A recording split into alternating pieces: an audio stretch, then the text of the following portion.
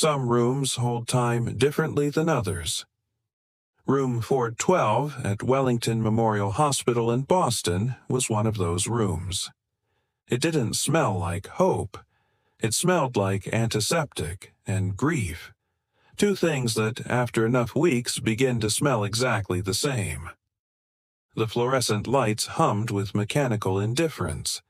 Cardiac monitors beeped in their steady, emotionless rhythm, tracking a heartbeat that doctors had essentially decided no longer mattered, because the body in that bed, they said, was already gone. The name on the chart was Leo Pendleton, age 24, occupation until 8 months ago, competitive sailor, son of Admiral Owen Pendleton, United States Navy, retired, a man who had spent 30 years breaking the will of storms, enemies, and impossible odds. But no storm Owen had ever faced had prepared him for this room. Leo had been preparing for the America's Cup. The America's Cup, the oldest international sporting trophy in the world. A race that separates the extraordinary from merely the excellent. Leo had been training for 2 years. He was lean, focused, technically brilliant on the water. His crew said he had a gift, an instinct for reading the wind 3 seconds before anyone else even felt the change in the air. Then came the squall off the coast of Nantucket. Sound effect. The distant echo of crashing waves. Wind. Then, silence. It materialized in minutes. A wall of black cloud and 40-knot gusts that overwhelmed the yacht before the crew could reef the sails. The vessel heeled violently and then capsized, rolling with brutal, indifferent force. Most of the crew surfaced within seconds. Leo did not. He had been below deck, checking a navigation instrument when the boat rolled. The hull pinned him. The cold Atlantic, 47 degrees that October afternoon, rushed in through every seam and hatch. By the time the Coast Guard cutter reached him, 12 minutes had passed. 12 minutes. Medical professionals have a term for what happens to the human brain after even 4 to 6 minutes without oxygen. They call it hypoxic ischemic encephalopathy. In plain language, it means the brain cells that govern thought, memory, personality, the cells that make you you, begin to die. Not metaphorically, not gradually, they die. After 12 minutes, those same medical professionals generally stop using the word recovery and start using the word maintenance. Admiral Owen Pendleton did not accept that language. He flew in neurologists from Geneva, neurosurgeons from Johns Hopkins, alternative therapists from the West Coast who worked with frequency medicine and hyperbaric oxygen chambers. He arranged for the finest equipment Wellington Memorial owned to be moved permanently into room 412. He spent nearly $400,000 in 8 weeks. The verdict from every specialist was the same, delivered in the careful, practiced tones of men who had learned how to say devastating things without raising their voices. Admiral, Leo's brainstem continues to manage his autonomic functions, his heart rate, his breathing. But the higher cortical regions, the areas responsible for consciousness, personality, memory, they are permanently non-functional. You must begin to consider long-term care. Owen almost threw the last doctor through the window. Instead, he simply stopped leaving the room. He moved a high-backed leather chair into the corner, the kind of chair that communicates, by its very size, that the person sitting in it has no intention of being moved. He sat in it 12, 14, sometimes 18 hours a day. He watched his son's chest rise and fall. He watched the numbers on the monitors. He ate hospital food that nurses quietly left outside the door because no one was brave enough to bring it in. He refused to sign the transfer papers to move Leo to a long-term care facility. 3 hospital administrators had attempted the conversation. 3 hospital administrators had retreated from that room, moving considerably faster than when they'd entered. The nursing staff drew straws to determine who had to enter room 412 for night rounds. Nobody ever volunteered. Until one rainy Tuesday in November, at 11 o'clock at night, when the 4th floor of Wellington Memorial was quiet and dark and the storm outside had begun to lash the windows with hard, sideways rain, and a nurse named Josephine Miller pushed her medication cart through the door of room 412 for the very first time. Josephine Miller was 32 years old, and she had not come to Wellington Memorial through the usual path. She hadn't attended a prestigious nursing program. She hadn't done her clinical hours in a gleaming suburban hospital surrounded by well-rested attending physicians. She had learned medicine the way soldiers learn war, under pressure, in the dark, with imperfect tools and no time to think too hard about what happens if you get it wrong. She had spent 6 years as a combat medic and trauma nurse in the United States Army, 3 tours of duty, 1 in Kandahar, Afghanistan, 2 at a forward operating base in northeastern Syria. She had kept men alive in the back of Humvees with her bare hands pressed against wounds that should have been fatal. She had worked under mortar fire. She had improvised surgical procedures in field tents that no medical textbook had ever described. She had also watched men die, more than she cared to count. And she had learned the single most important lesson that no medical school on earth could teach. The difference between a body that is empty and a body that is fighting is not always visible on a scan. When she transitioned to civilian nursing, she brought with her the kind of competence that doesn't need to announce itself, and the kind of directness that made hospital administrators deeply uncomfortable. Wellington Memorial hired her because they were desperate. A nationwide nursing shortage had left the night shifts understaffed, and Joe's credentials, however unconventional, were undeniable. Dr. Harrison Keller, the chief of neurology, a man who wore a Rolex to patient consultations and referred to difficult cases as unfortunate outcomes, took one look at Josephine Miller at orientation and made a decision. He assigned her permanently to the graveyard shift. "Keep her out of the VIP wards during the day," he muttered to the scheduling director.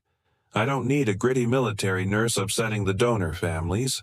And so it was that Josephine Miller, decorated combat medic, 3-tour veteran, the woman who had kept a sergeant alive for 40 minutes in a ditch in Helmand Province with no IV line and a field tourniquet made from a bootlace, was assigned to push a medication cart down empty hospital corridors at midnight. She didn't complain. She was used to operating in the dark. The door to room 412 opened with the soft, hydraulic sigh of heavy hospital doors. Joe stepped inside. The room was dim, lit only by the cold blue glow of the telemetry monitors. Columns of numbers blinked steadily. The ventilator sighed in its mechanical rhythm. The heart rate monitor traced its calm, untroubled arc. The heartbeat of a young man whose brain, according to every specialist in 3 countries, was no longer present to experience it. In the far corner, sitting in the leather chair like a man carved from stone, was Admiral Owen Pendleton. He was awake. He was always awake. His eyes were the color of the ocean on a gray morning, bloodshot from exhaustion, hollowed by weeks of grief, but burning with a stubborn, furious intelligence that had not even slightly dimmed. He stared at the wall when she entered. He didn't acknowledge her. Joe didn't flinch. "Good evening, Admiral." Her voice was clear, level, completely without the trembling deference the previous nurses had displayed. It was the voice of a woman who had spoken calmly in much louder rooms. Owen turned his head slowly. The other nurse, Sarah, she handled the night rounds. Sarah transferred to pediatrics. Jo replied, moving to the bedside and beginning her checks with efficient, practiced hands. "I'm Josephine. I'll be taking over night watch." She looked down at Leo. She had seen a great many patients in the years since she'd started nursing. She knew how to read a body the way a mechanic reads an engine. Not just the lights on the dashboard, but the sound, the feel, the small details that the diagnostic systems miss. Leo Pendleton was 24 years old and weighed less than 140 pounds. 8 months of muscle atrophy had left him skeletal. His hands were curled inward in the classic posture of severe neurological damage, the body's long, slow process of folding back into itself. Jo checked his blood pressure, his oxygen saturation. She shone her penlight at his pupils, watching for response. And then she reached for his right arm to examine the IV site. Her fingers pressed against the inside of Leo's elbow just above the IV line. She felt it. It was barely there. Microscopic. The kind of thing you would miss if you were tired or rushing or simply going through the motions of a night shift without truly paying attention. A tremor. Rhythmic. Deep within the brachial fascia, the layered muscle and connective tissue of the upper arm. But not random. Jo's breath caught in her throat. She had spent 6 years learning the difference between the random electrical spasms of genuinely dying nervous tissue and the controlled, purposeful firing of a nervous system under duress. She had felt both in conditions far less sterile than this. This was not random. This had a cadence. Her eyes moved to Leo's throat. She watched. She counted. There, almost invisible. A swallow reflex. Delayed, sluggish, but present. She looked at his eyelids. A micro-flutter. Perfectly synchronized with the tremor in his arm. Jo lowered Leo's arm slowly, carefully, so carefully as though she was handling something fragile and extraordinary. Because she was. He's not empty, she thought, and the thought hit her like a physical force. Her pulse spiked, the back of her neck went cold. He's locked in. "Is there a problem, nurse?" The Admiral's voice cut through the room, low and sharp. Jo straightened. Her expression gave nothing away. "No, sir. Just ensuring the line is clear." She finished her rounds. She made her charts. She said goodnight with professional composure. And the moment she stepped into the empty corridor, she closed her eyes, pressed her back against the wall, and for a moment she was not in Boston. She was in a field medical tent in Helmand Province 4 years ago. She was standing over a gurney where a young Army sergeant named Thomas Finch lay without moving, his eyes closed, his face slack. Finch had been caught in the shockwave of an IED, a massive improvised explosive device that had detonated 50 yards from his position. There hadn't been a scratch on him. No burns, no shrapnel wounds, no visible trauma at all. The initial medics had classified him as brain dead from concussive force. They were preparing to call his time of death. Jo had stopped them. She had felt the same thing then. That same tremor. That same purposeful cadence underneath the stillness. She had been right then. She believed she was right now. She opened her eyes and looked down the quiet hospital corridor. "He's in there," she thought. "He's in there, and he's been screaming in the dark for 8 months." Josephine Miller had not survived 3 combat tours by acting on instinct alone. Instinct was the spark. Data was the fuel. For the next 3 nights, she said nothing to anyone. She made no accusations. She filed no formal concerns. She simply did her rounds, and while she did them, she gathered evidence with the quiet precision of someone who understood that in a hospital, as on a battlefield, you only get one chance to make your case. On the first night, she retrieved a steel tuning fork from her personal medical kit. a tool she had carried since her first deployment, and during a moment when the Admiral dozed in his chair, she struck it softly against the metal bedrail and held the vibrating base against the mastoid bone behind Leo's left ear. Leo's heart rate increased by 4 beats per minute. 4 beats. Barely measurable, invisible to anyone who wasn't looking for it. Jo noted it in a private log she kept in a small notebook she carried in her scrub pocket. On the second night, she applied brief but deep pressure to the webbing between Leo's thumb and index finger, a pressure point that, in a truly non-responsive patient, would produce no reaction whatsoever. Leo's respiratory rate altered. For exactly 3 seconds, his breathing pattern changed. 3 seconds. Jo noted it. On the third night, she held a cold compress against his left forearm while simultaneously making a sharp, loud sound, the snap of a sterile glove, near his right ear. Both of his eyelids twitched, simultaneously, in a pattern that was entirely inconsistent with random nerve firing. Jo closed her notebook. The evidence was now, in her professional assessment, unambiguous. Dr. Keller and his team of 17 renowned specialists had made a catastrophic diagnostic error. They had looked at Leo Pendleton's MRI scans, seen evidence of oxygen deprivation and neurological inflammation, and arrived at the conclusion they were culturally and institutionally primed to reach: persistent vegetative state, no higher cortical function, no meaningful prognosis for recovery. But they had been treating what Jo had come to understand as a hardware failure, dead tissue, silent brain, when the actual problem was something else entirely, something she had seen once before, in a dusty medical tent far from Boston, with Sergeant Thomas Finch.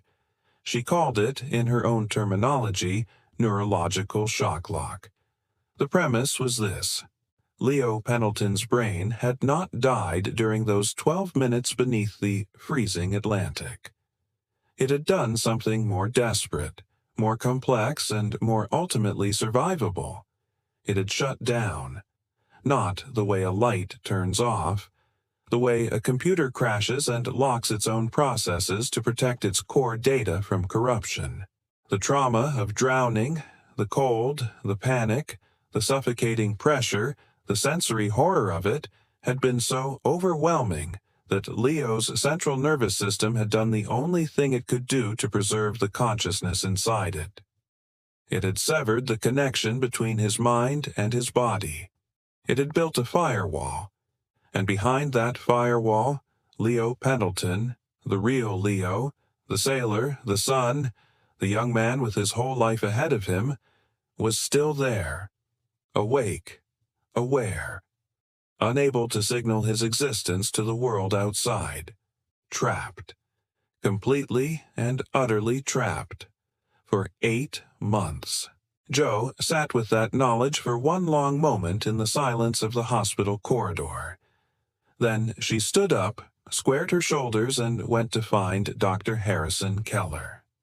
She found him in the staff break room on Friday morning, at the end of her shift, preparing his espresso with the casual confidence of a man who had never seriously questioned one of his own diagnoses. She blocked the path to the machine. "Dr. Keller, I need to speak with you about patient Pendleton in room 412. Keller glanced at his watch, a Rolex naturally, with the expression of a man who found interruptions to his morning routine personally offensive. "If this is about the feeding tube schedule, chart it, Nurse Miller. Oh, and it's about his diagnosis." Keller stopped pouring, turned, looked at her with the particular kind of incredulous smile that powerful men develop for moments when people significantly below their station say something unexpected. "Excuse me." Jo didn't waver. She laid it out, clinically, precisely, the way she had been trained to present field assessments in the Army, where your commanding officer did not have time for uncertainty or throat clearing. I've observed rhythmic microtremors and sympathetic nervous system spikes in response to bone-conducted auditory stimuli over 3 consecutive nights. The pattern is inconsistent with random neurological degradation. I've seen this presentation in combat theater, severe blast wave trauma victims, and extreme hypoxia survivors. The brain shuts down peripheral processing as a survival mechanism. The diagnosis should be psychogenic and neurological dissociation, not persistent vegetative state. If we apply the Patterson-Smythe sensory override protocol, absolutely not. Keller's smile was gone. What replaced it was something colder and considerably less professional. The reflexive fury of a man whose authority has been challenged by someone he considers beneath him. Nurse Miller. Leo Pendleton drowned. He was deprived of oxygen for 12 minutes. His cerebral cortex sustained catastrophic hypoxic injury. This is not one of your shell-shocked soldiers in a desert. This is a documented hypoxic ischemic event. The tissue is dead. The MRI showed inflammation and hypoperfusion, Jo replied, keeping her voice absolutely steady. Not total necrosis. Inflamed tissue is not the same as dead tissue, doctor. If I can apply the Patterson-Smythe protocol under controlled conditions— The Patterson-Smythe protocol, Keller said, his voice rising, is a brutal, unapproved piece of battlefield surgery. It involves inducing extreme sensory overload and targeted nerve pain. It is medically unethical. It is entirely unproven in a civilian clinical environment. And if you so much as breathe heavily on Admiral Pendleton's son without authorization, I will not merely terminate your employment. I will have your nursing license suspended so fast you will not have time to remove your name badge. He stepped around her toward the espresso machine. The conversation was over. As far as he was concerned, it had never happened. Jo stood still, watching him. She saw it very clearly in that moment. The thing underneath his anger. It wasn't clinical certainty. It wasn't medical conviction. It was fear. Fear of the Admiral. Fear of a lawsuit. Fear of the catastrophic professional humiliation of having 17 specialists, led by himself, turn out to be catastrophically wrong about a high-profile patient whose father had the resources and temperament to destroy a career. Understood, doctor, Jo said quietly. She stepped aside. She let him have his espresso. But Josephine Miller had not survived 3 combat tours by following orders that resulted in leaving a man behind. She walked back to the locker room, changed out of her scrubs, sat down on a cold metal bench and stared at the floor for a very long time. She thought about Sergeant Thomas Finch. She thought about the moment she had refused to let them call his time of death. She thought about what had happened after. The brutal, frightening, ultimately triumphant moment when Finch had gasped back to life. She thought about Leo Pendleton, 24 years old, trapped in a body that the world had decided was empty. She made her decision. The storm that rolled into Boston that night was not a gentle November rain. It was the kind of storm that makes people reach for their phones and check weather alerts. Lightning strobed across the harbor. Thunder rolled through the city in waves so deep they rattled windows in their frames. Rain struck the glass of Wellington Memorial's 4th floor with the focused fury of something personal. Jo entered room 412 at 11:45 p.m. The monitors blinked their cold blue light. The ventilator sighed. Leo lay exactly as he always lay. Still, curled, skeletal, silent. And in the corner, for the first time Jo could remember, the Admiral was asleep. He sat in his leather chair, his chin resting on his chest, his breathing deep and slow and exhausted. 8 months of grief had finally, temporarily, conquered him. The storm's low pressure, the weeks of sleeplessness, the relentless siege of a father's love against an unmovable wall, it had finally demanded its payment. Jo looked at him for a long moment. Then she looked at Leo. She knew exactly what she was about to risk. Her nursing license, her career, everything she had rebuilt after leaving the army, criminal charges for assault on a vulnerable patient, her freedom, potentially, everything. She set those things aside with the same calm efficiency she used to set aside her own fear in a field medical tent. Not because they didn't matter, but because there was a man in front of her who mattered more. She locked the hospital room door from the inside. She turned off the audible alarms on the telemetry monitors, the ones that would summon staff if Leo's vitals spiked. She left the visual displays running. She would monitor them herself. She retrieved the heavy steel tuning fork from her scrub pocket. She stood over the bed. "Leo," she said. Her voice was soft, but underneath the softness was the authority of someone who has spoken to men in the worst moments of their lives, and been heard. "I know you're in there. I know how dark it is. I know how long you've been alone in it." She placed her left hand beneath the base of his skull, her fingers finding the dense cluster of nerve pathways at the top of his cervical spine, with the precision of someone who had located that anatomy 100 times under far worse conditions. With her right hand, she took Leo's left hand, the atrophied, curled, motionless hand, and positioned her thumb over the median nerve bundle deep in his palm. "You have to come back now," she said. "I need you to fight. One more time. Just one more time." She struck the tuning fork hard against the metal bed rail. It rang out, a low, resonant hum that filled the room and vibrated in the bones of her own chest. She pressed the base of the fork directly against Leo's sternum, and simultaneously, all at once, without hesitation, she drove her thumb into the median nerve bundle in his palm with brutal, focused, agonizing force, and she applied controlled upward pressure to his cervical spine. 10 seconds. Nothing. The monitors flashed silently. The ventilator breathed. The thunder rolled outside. Jo increased the pressure. Her thumb drove deeper.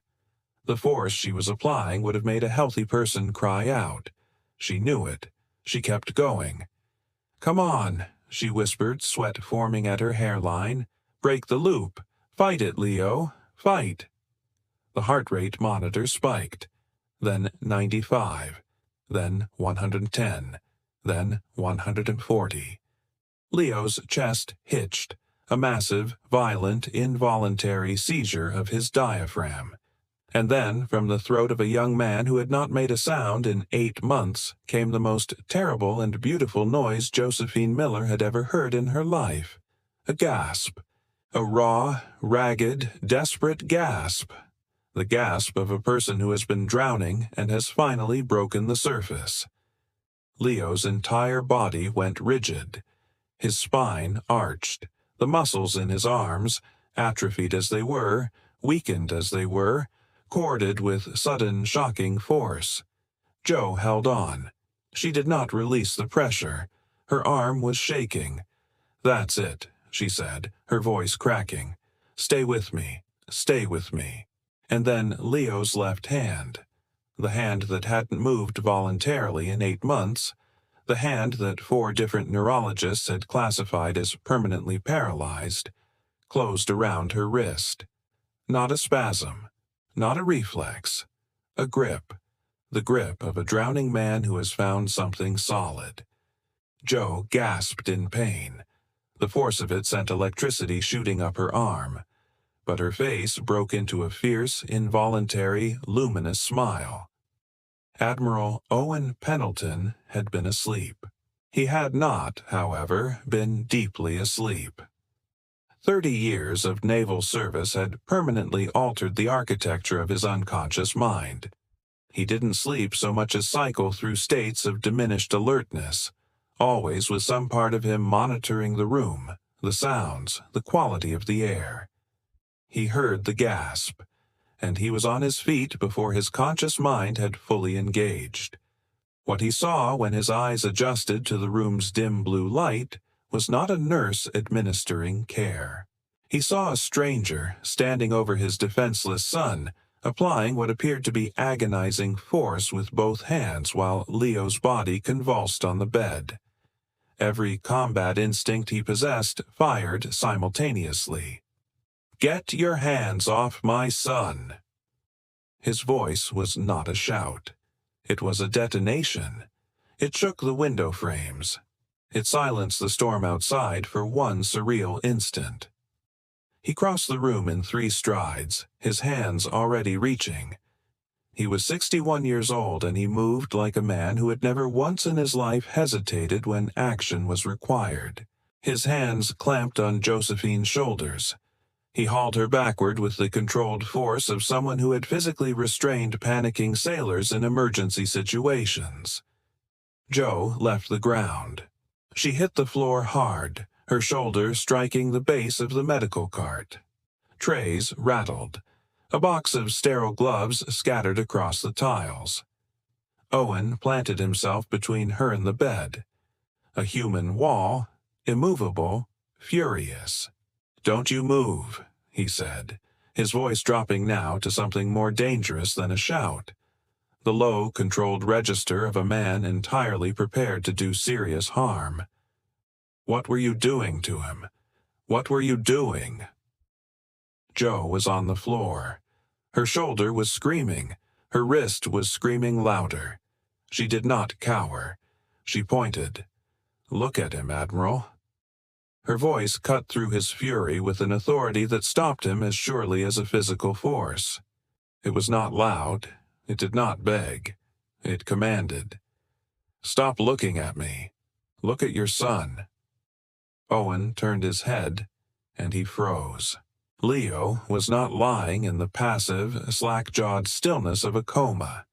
His head was turned toward the ceiling. His jaw was clenched. The muscles in his neck stood out in sharp relief.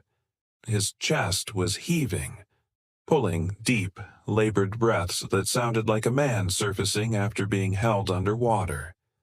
But it was Leo's eyes that stopped Owen's heart entirely. They were open. Not the vague, unseeing openness that Owen had prayed over and wept over in the small hours of the night for 8 months. That terrible glass-eyed vacancy that was worse, somehow, than if Leo's eyes had been closed. These eyes were moving. They were darting, terrified, overwhelmed by the sudden onslaught of light and shape and sensation after 8 months of nothing. But they were tracking. They were searching. They were alive. "Leo," Owen breathed. The word came out as something between a whisper and a prayer. All the military composure, all the decades of carefully maintained stoicism, they were simply gone. He dropped to his knees beside the bed. He reached for his son's face with hands that were shaking, and Admiral Owen Pendleton's hands did not shake. "Leo, can you hear me?" Leo's head turned, slowly, jerkily, with the uncoordinated movement of someone relearning what movement means. But it turned toward the sound of his father's voice. Leo tried to speak. His vocal cords, unused for nearly 8 months, produced only a harsh, clicking wheeze, like a machine trying to start after a long winter. But the effort was there. The will was there. His left hand, the bruised, trembling hand, moved on the sheets. Owen put his hand over his son's and held it. He didn't say anything. For a long moment, the admiral of 30 years, the man who had given orders in the Persian Gulf and the South China Sea, had no orders to give. He simply knelt. He simply held his boy's hand. And whatever sound came out of him in that moment was not a sound he would ever describe to another living person. Two security guards burst through the door with flashlights sweeping the chaos. The overturned supplies, the bruised nurse on the floor, the kneeling admiral. Behind them, wrestling a white coat over his pajamas, his hair disheveled and his face flushed with the particular color of a powerful man who has been woken up in the middle of the night, was Dr. Harrison Keller. He took in the room. "What in God's name—" "Get the crash cart," Joe said, cutting him off as she pulled herself upright from the floor. Her voice was entirely professional, her demeanor entirely composed, as though she had not just been thrown across a hospital room by a retired admiral. "He's experiencing a massive sympathetic nervous system response to neurological re-engagement. Heart rate is at 145 and climbing. He needs a low-dose beta blocker to manage the adrenaline spike, or he'll go into secondary cardiac arrest." Keller stormed past her to the monitors. The visual alarms were blazing red. Tachycardia. Elevated blood pressure. Every metric in the room screaming that something dramatic had just happened. Then Keller looked down at the bed. Leo looked back at him. Keller stepped back. He actually stumbled. His hand went out and found the wall. His face turned the color of old chalk. "Impossible," he said. The word came out on an exhale. "The tissue. The scans showed necrosis. The cortical function. The scans showed inflammation and hypoperfusion," Joe said coldly, moving to the telemetry board and restoring the audible alarms. Not necrosis. He was experiencing psychogenic and neurological dissociation triggered by the drowning trauma. The sensory override protocol broke the feedback loop. Something interesting happened to Keller's face in that moment. The shock passed through it, and what followed was not relief, not wonder, not the natural human response to witnessing something extraordinary. What followed was fear, the particular, calculating fear of a man who has suddenly realized the magnitude of what his error has cost. "You assaulted this patient," he said, his voice recovering its authority even as his face betrayed him. "You initiated a violent, unauthorized, medically unapproved procedure on a vulnerable individual behind locked doors. You are looking at criminal charges, Nurse Miller. You are looking at the permanent end of your guards." Owen's voice, low, quiet, dangerous. The guards stopped moving. Keller stopped speaking. The room went entirely still. The Admiral rose from his knees beside the bed. He didn't rush. He straightened his shirt. He smoothed the front of his rumpled clothes with the careful, deliberate movements of a man who has learned that the most terrifying thing a powerful person can do is slow down. He turned and faced Keller. "My son," Owen said quietly, just turned his head toward the sound of my voice. He took one step toward Keller. "For 8 months you told me to plan a funeral. You told me he was gone. You charged my family nearly $500,000 in consultation fees to tell me, with absolute certainty, that the person I love most in this world no longer existed." Another step. "Tonight, this nurse, this woman you assigned to the graveyard shift because her boots offended your sensibilities, looked at my son and saw what none of your specialists had the humility to consider, that they might be wrong." Keller's back was against the doorframe. He had nowhere to go. "You will not call the police," Owen said. "You will not contact HR. You will treat my son's immediate cardiac needs exactly as this nurse has instructed. And when the sun comes up, Dr. Keller, you and I are going to have a very long conversation." Owen turned to Joe. She was standing by the monitors, her wrist already darkening with bruises where his son had gripped her. Her shoulder was clearly causing her pain. She was hiding neither of these things nor making anything of them. He looked at her for a long moment. "Nurse Miller, are you injured?" "No, sir." Owen nodded. Then go get that beta blocker. Your shift isn't over. The chief administrator's office on the 8th floor of Wellington Memorial had floor-to-ceiling windows that on clear mornings offered a remarkable view of Boston Harbor.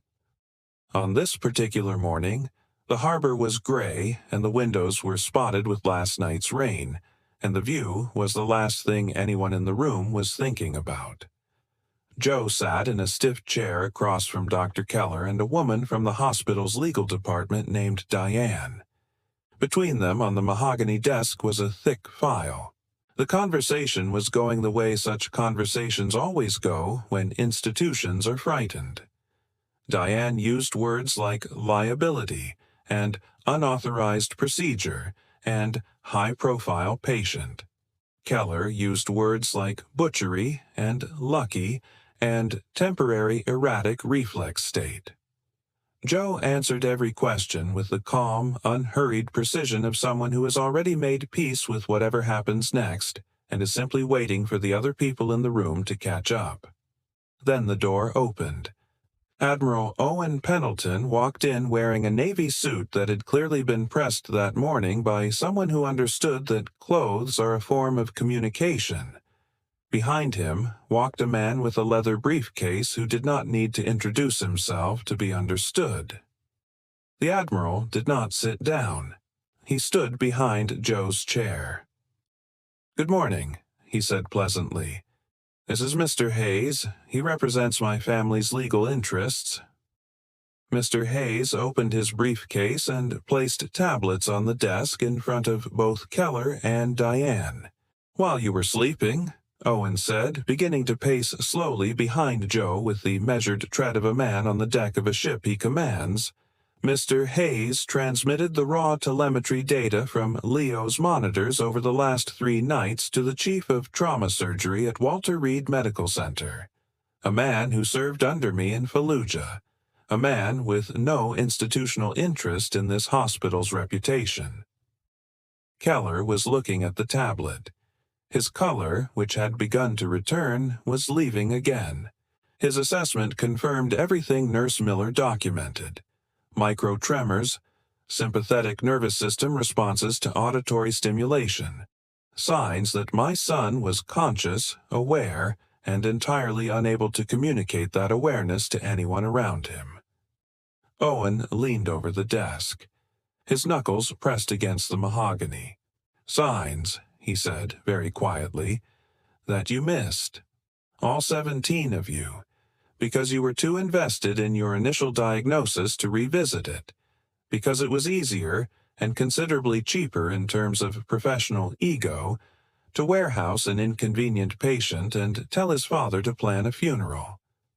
Diane started to speak. Owen looked at her. She stopped. "Here is what is going to happen," Owen said. "Josephine Miller is resigning from Wellington Memorial effective this morning." Joe looked up sharply. Owen's eyes met hers. There was something in them she hadn't expected. Not triumph. Something quieter. Something that looked, in a man like Owen, almost like gratitude. "She is accepting a private position as the lead rehabilitation coordinator for my son's recovery. Her compensation will be 3 times her current salary. She will have absolute authority over his treatment protocol. No physician, at Wellington or anywhere else, will override her recommendations regarding Leo's care without his and my explicit consent." He straightened. "As for this institution, Dr. Keller will be retiring immediately. Wellington will quietly restructure its neurology department diagnostic review process. The families of any patient classified as non-responsive within the last 5 years will be offered complimentary reassessment by an independent neurological panel, funded by this hospital."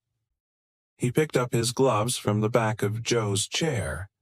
"If you challenge Nurse Miller's license, if a single word of this reaches the press through your channels, if I see Dr. Keller's name associated with a medical opinion anywhere in the foreseeable future, Mr. Hayes will file a malpractice action of sufficient magnitude to make the legal history books." He looked at Diane, at Keller. "Are we clear?" The silence was total. Keller stared at the tablet in his hands, at the data that had condemned him, and said nothing. Diane nodded. Her voice, when it finally came, was barely audible. "Yes, Admiral. Perfectly clear." Owen tapped the back of Joe's chair. "Come along, Nurse Miller. We have a great deal of work to do." The private rehabilitation gym on the Pendleton estate smelled of eucalyptus, sweat, and the particular metallic sharpness of determination.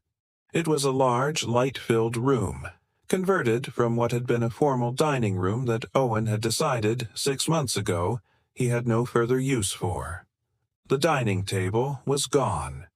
In its place were padded mats, resistance bands, a set of parallel bars, a standing frame, and enough specialized equipment to constitute a small clinical facility. Leo Pendleton sat on the edge of a padded mat. He was still thin. The muscles he had lost in 8 months of atrophy don't return in 6 months of therapy. They return slowly, grudgingly, one painful repetition at a time. He wore athletic shorts and a t-shirt soaked through with sweat. His left hand rested on his knee, trembling slightly with the low-level neurological interference that remained. The last echoes of the damage, still slowly clearing. He looked like a man who had been through a war. He also looked like a man who was winning it. Standing 3 feet in front of him, holding a yellow tennis ball at chest height, was Josephine Miller. Her expression had not softened. It didn't need to. Leo didn't need softness right now. He needed exactly what she was giving him. "Again," she said. Leo gritted his teeth. The tremor in his left arm intensified as he brought his focus to bear on it.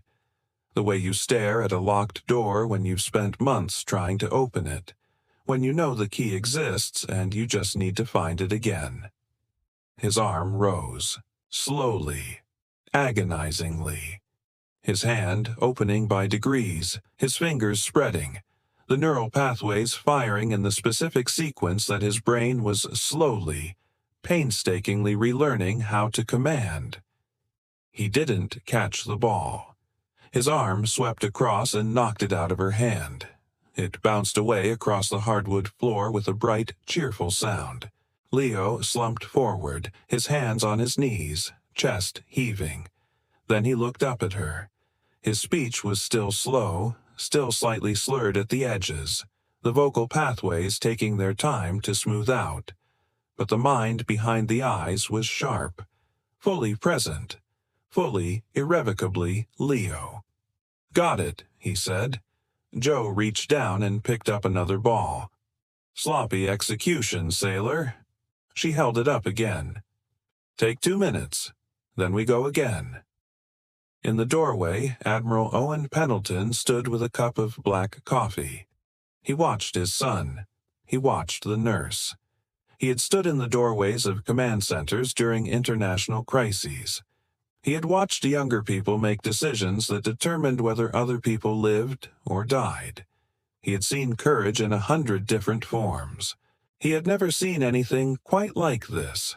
Not the dramatic, visible courage of the decision Joe had made in room 412 on a stormy November night, though that had been extraordinary. This courage, the daily kind, the kind that shows up when the heroic moment is long past and what remains is just the relentless, unglamorous, exhausting work of putting someone back together, one small piece at a time. The kind that doesn't get witnessed by anyone except a father standing quietly in a doorway. Owen raised his coffee cup. Just slightly, just enough. He didn't say anything. He didn't need to. The greatest battles in this world are not always the ones recorded in history books. They are fought in quiet rooms, in hallways outside break rooms where powerful men pour their coffee. In the dark hours of hospital nights when everyone who matters is asleep and one person with the right knowledge, The right courage and the wrong amount of institutional obedience makes a decision that changes everything. Leo Pendleton was trapped in the dark for 8 months because 17 brilliant people looked at his scans and saw what they expected to see. Because the language of their training didn't have room for what was actually happening to him. He found his way back because one person refused to look away. Because one person had learned to listen to what the body says when the charts have already given up on it. Because sometimes the most dangerous thing in a hospital is not disease, or equipment failure, or even malpractice. Sometimes it's the assumption that we already know the answer. And sometimes the most heroic thing a person can do is simply refuse to accept that a battle is over when the person who needs them most is still fighting.